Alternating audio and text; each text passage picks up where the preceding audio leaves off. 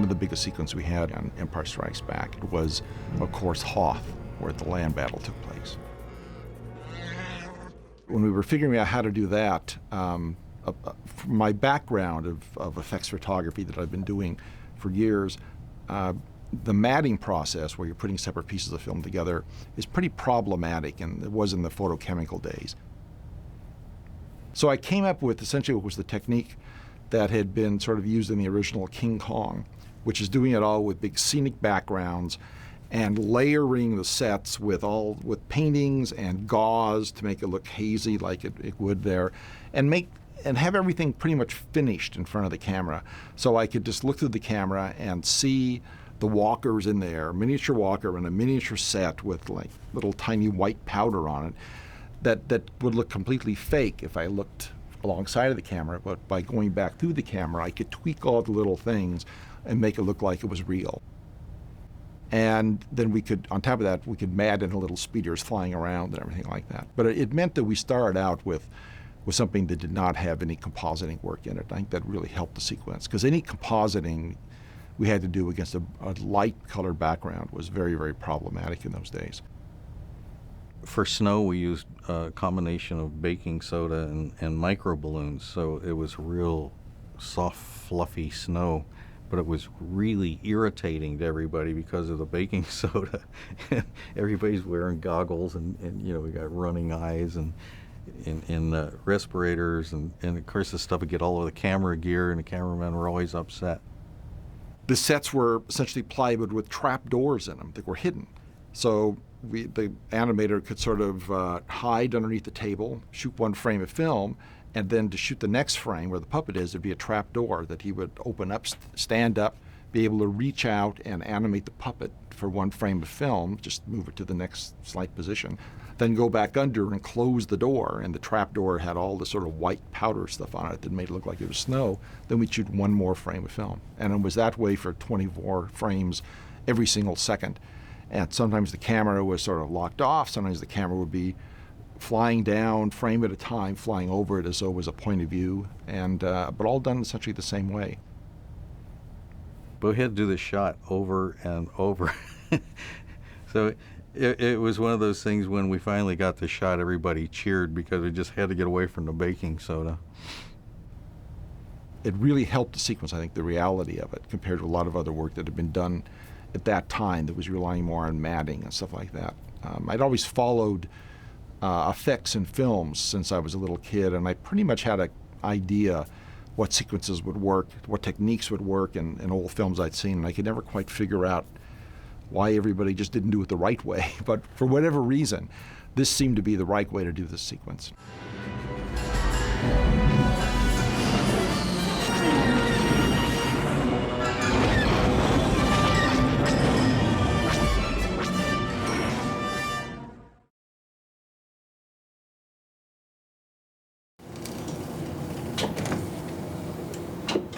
To me, editing is what filmmaking is really all about, because it's the one time you get a chance to create something out of material and actually deal directly with an audience. All the other times you're sort of generating material or supplies. It's like making a film is like buying lumber or cutting down trees and making wood out of it, where editing is like actually constructing a house. I mean, you actually can see it, you can see what you're doing and deal with it.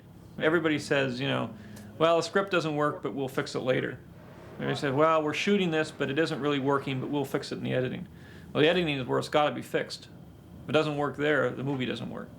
So that's, to me, the most exciting part. Well, the trick to a sequence like this, which was the same problem we had in the first film, is that rather than doing special effects that sort of sit there for a long time and are very sort of passive, these battle sequences are created almost totally through the editorial process. And as a result, we're dealing with shots that are only 15 frames, 25 frames, 30 frames long. And in order to understand how fast the movement should be, what the shot should be, what the direction should be, and how it should work together in a montage fashion. On the first film, we took stock footage from old documentary footage from World War II, air battles and things, and cut that together. And I cut that together before I even started the special effects. This battle in this film is much more complicated and more specific. It's not just an aerial sort of dogfight. It's a very complicated ground battle. And so we've had to shoot little animated storyboards, take the storyboards and animate them very quickly. We call them animatics. They would do 3 or 4 a day. I would look at them, change them, they'd redo them, and then we get them down to where they're almost right. Then the people on the floor shooting the special effects would have something to go by. They know exactly how long it should be, what it should look like, what the movement should be, and all that sort of thing. The animatics don't really come into play until the first unit is shot. We have the pilots, we run through, there's like pilots that were shot blue screen, and then animatics, and then footage that was shot in Norway.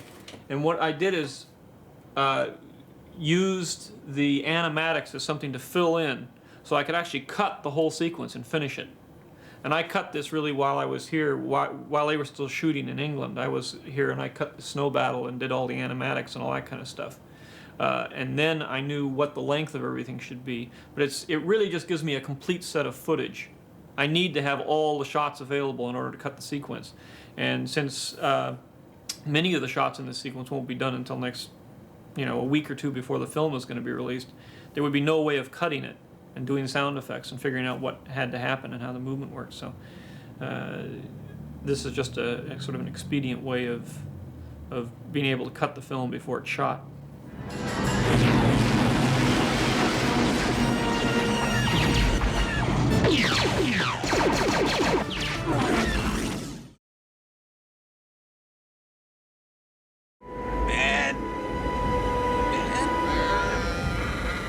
Mark is an accomplished actor. He has great technique, humor, very generous in spirit, always tries to do his best. That's as much as you can ask from an actor. He's created this character for himself. Smell something? There's nothing out here. I'll check again. I find it very fortunate to have someone that gives me no problems and that I can deal with on a very direct level. Do it again. I don't like the animal, I like Mark. Echo 3 to Echo 7. Ano, buddy, do you read me? Loud and clear, kid. What's up? Harrison Ford is a joy. This may smell bad, kid. But it'll keep you warm. Harrison, in some ways, is, he's altogether different in temperament from Mark.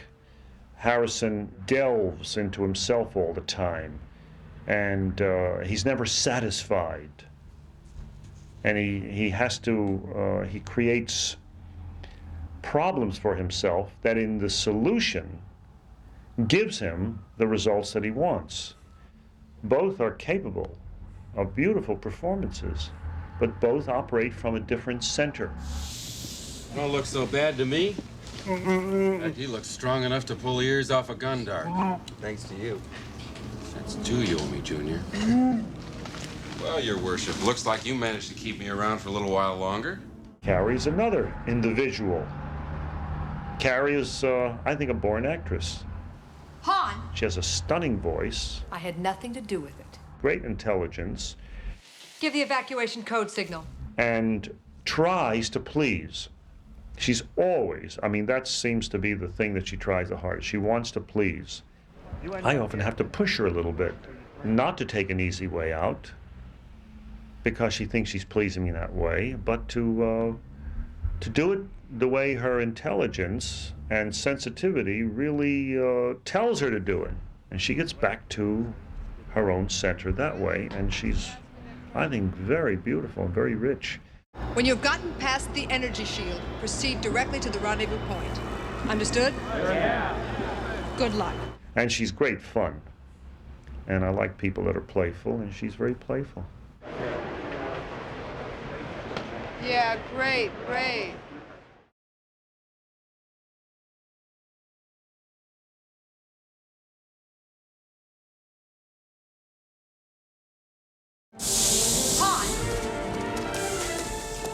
Yes, Your Highness. I thought you had decided to stay. Well, the bounty hunter we ran into in Lord Mendel changed my mind. Han, we need you. We need. Yes, Well, what about you need? I know. I don't know what you're talking about. Probably not. And what precisely am I supposed to know? Come on. You want me to stay because of the way you feel about me? Yes, you're a great help to us. You're a natural leader. No, that's not it. Come on. Come on. You're imagining things. Am I? Then why are you following me? Afraid I was gonna leave without giving you a goodbye kiss? I just assumed it's a Wookiee. I can arrange that. You could use a good kiss. You've been so busy being a princess, you haven't learned how to be a woman. I could have helped you. But it's too late. Your big opportunity's flying out of here, sweetheart. Right now. I think I can survive. Good luck. You don't care about all those people depending on you for... Spare me, please. Don't tell me about the rebellion again. Don't you think about anything else. I'm sorry, but you're as cold as this planet. And you think you're the one to apply some heat. I could, but I'm not really interested anymore. We'll meet again. Maybe by then you'll have warmed up a little. You have all the breeding of a bamboo and just about as much charm. Enjoy your trip, Hotshot.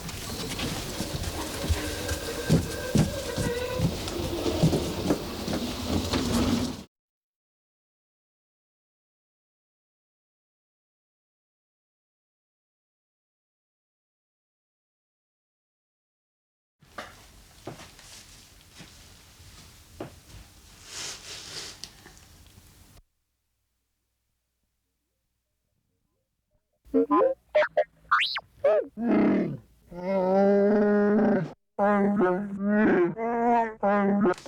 don't know what he's saying. It doesn't make any sense to me.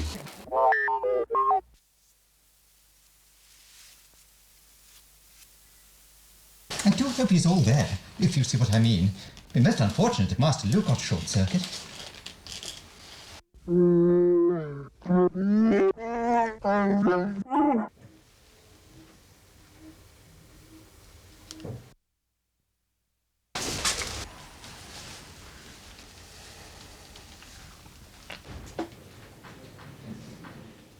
Commander Skywalker has been ill and dormant shock, but is responding well to the Bacta. He is presently out of danger.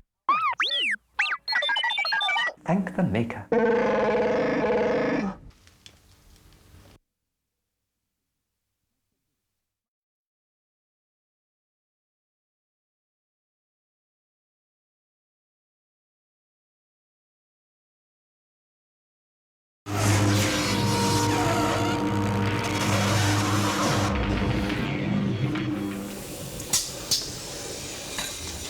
Bacta's growing real well. Scars ought to be gone in a day or so.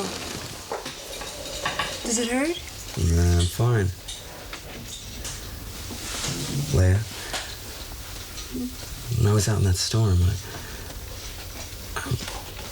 I was real worried. you were worried. It got me thinking, you know, I might never get the chance. What? Tell me.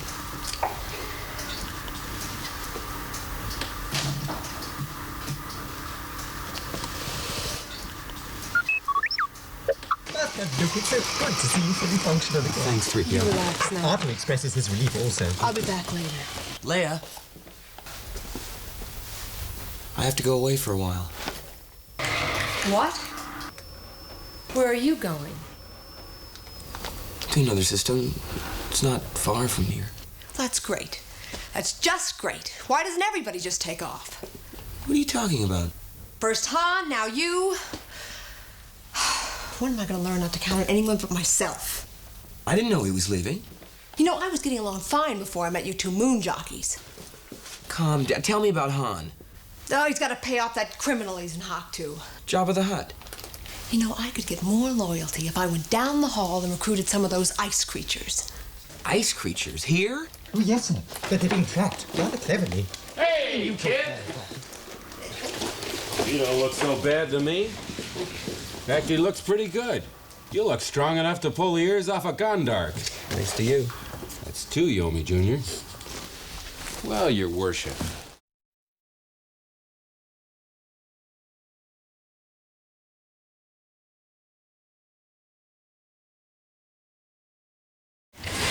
Han! Your Highnessness? I thought you had decided to stay. Well, the bounty hunter we met on Ord Mendel changed my mind. Does Luke know? He'll know when he gets back. Don't look at me like that. There are more Jabba's bounty hunters after me every day if I don't get this price off my head while I still have one. Han, we need you. We need? Yes. What about you need? I need. I don't know what you're talking about.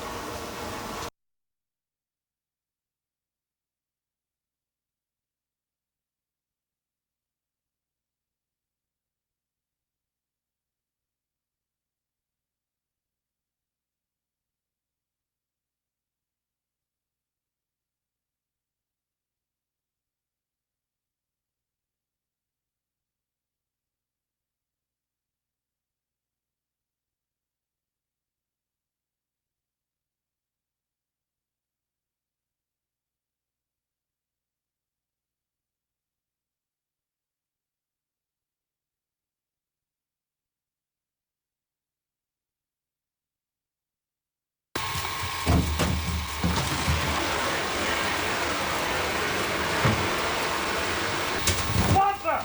Move!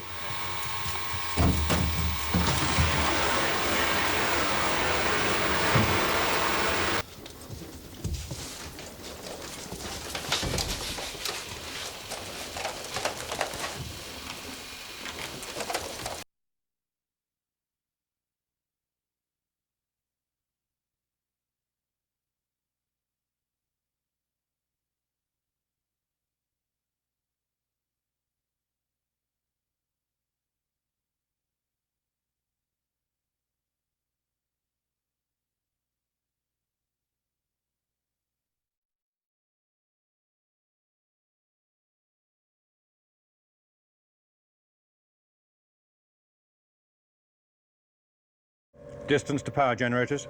641.